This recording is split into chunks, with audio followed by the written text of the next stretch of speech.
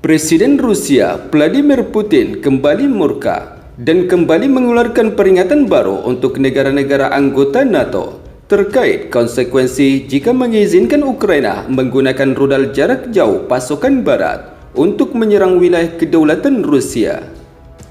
Dalam sebuah kutipan media informasi terkait, pemimpin Kremlin tersebut mengatakan bahwa pemberian izin pengoperasian rudal balistik jarak jauh terhadap Ukraina untuk menyerang Rusia secara efektif berarti partisipasi langsung NATO dalam perang melawan Rusia. Upaya untuk menggantikan konsep sedang dilakukan karena kita tidak berbicara tentang memberi otoritas atau melarang rezim Kiev menyerang wilayah Rusia. Mereka sudah melakukan dengan bantuan pesawat nirawak dan cara lain, ujar Presiden Rusia Vladimir Putin.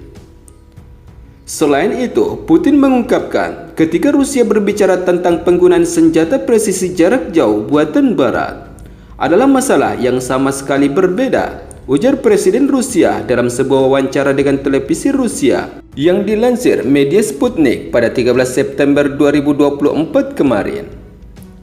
Lanjut pernyataan Presiden Rusia, "Saya telah menyebutkan hal ini dan semua pakar akan mengonfirmasi baik di negara kita maupun di Barat bahwa tentara Ukraina tidak mampu secara independen melakukan serangkaian serangan menggunakan presisi jarak jauh modern Barat.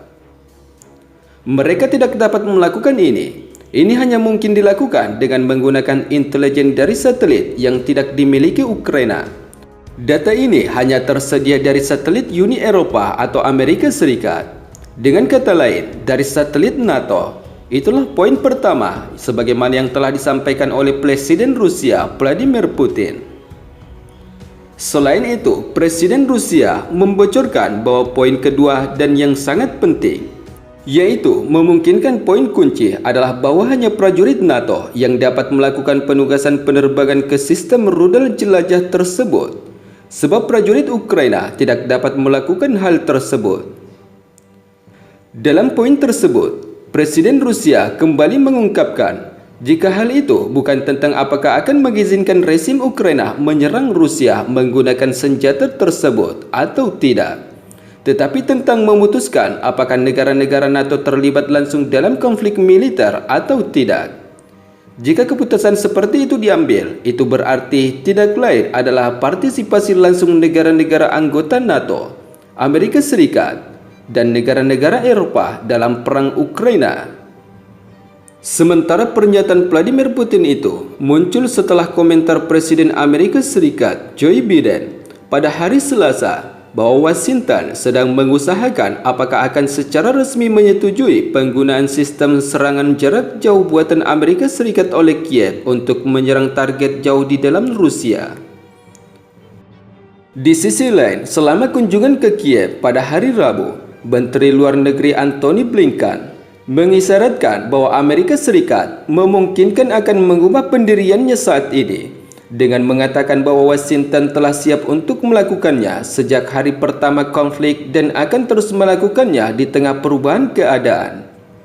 Namun ketegangan antara Rusia dengan Amerika Serikat tidak cukup sampai di situ. Sebab pada hari Rabu, media Inggris melaporkan bahwa London telah diam-diam menyetujui penggunaan rudal jelajah Storm Shadow untuk Kiev untuk menargetkan wilayah Rusia. Rudal-rudal yang dimaksud tersebut dikabarkan telah dipersenjatai dengan hulu ledak penetrator seberat 450 kg dan dapat ditembakkan dari jarak 370 hingga 925 km. Dan tergantung pada varian rudal yang akan digunakan. Sementara di sisi lain, yang sempat menjadi sorotan dunia sebelumnya, yaitu adanya laporan pemerintah Latvia yang merupakan salah satu negara anggota NATO, mengumumkan jika sebuah pesawat nirawak militer Rusia telah jatuh di wilayah mereka. Insiden ini dianggap berbahaya karena bisa dianggap sebagai serangan Moskow terhadap aliansi NATO, yang menimbulkan kekhawatiran konflik baru terjadi. Seperti yang kita ketahui bahwa negara Latvia adalah merupakan salah satu negara Baltik yang pernah diperintah oleh Uni Soviet, tetapi sekarang menjadi negara anggota Uni Eropa dan NATO. Negara tersebut memiliki hubungan yang tegang dengan Rusia setelah merdeka, dan hubungan semakin memburuk sejak Rusia menginvasi Ukraina pada Februari tahun 2022 lalu. Sementara di sisi lain, menurut kutipan sumber media informasi yang kami kutip pada 11 September, Sekretaris Jenderal Fakta Pertahanan Atlantik Utara atau NATO, Jens Stoltenberg, pada 6 September kemarin, kembali meminta agar China menghentikan dukungannya untuk Rusia.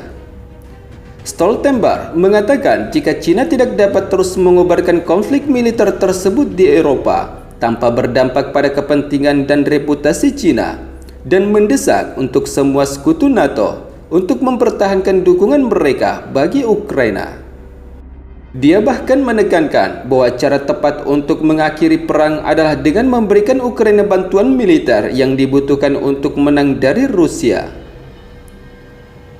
Presiden Rusia, Vladimir Putin, harus menyadari bahwa dia tidak dapat menang di medan peperangan, tetapi harus menerima perdamaian yang adil dan abadi di mana Ukraina tetap menjadi negara yang berdaulat dan merdeka, ujar Stoltenberg. Selain itu, dia juga memuji negara Norwegia atas kontribusi mereka terhadap kelompok tempur multinasional NATO di Lithuania dengan melakukan misi pengawasan udara dan peningkatan anggaran pertahanan.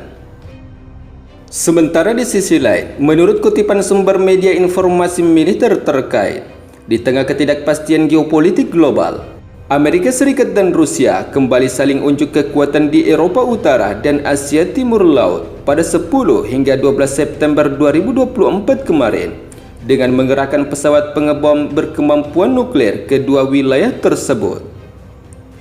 Manuver kedua negara yang sama-sama negara dengan kekuatan nuklir terbesar di dunia ini terjadi di tengah perseteruan mereka yang terus memanas terkait perang Moskow di Ukraina.